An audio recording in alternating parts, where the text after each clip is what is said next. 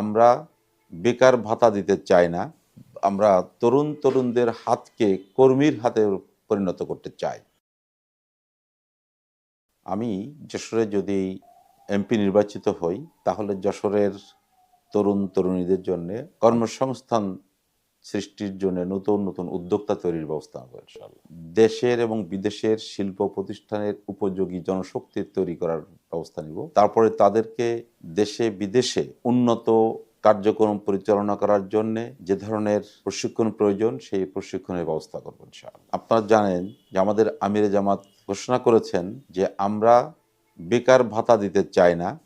আমরা তরুণদের হাতকে কর্মীর হাতে পরিণত করতে চাই। তো আমরা যশোরেও সেই একইভাবে বলতে চাই যে আমাদের তরুণরা যেন কারোর কাছে সাহায্য প্রার্থী না হয়ে তারা যেন নিজেদেরকে যোগ্য কর্মী হিসেবে গড়ে তুলতে পারে। আমরা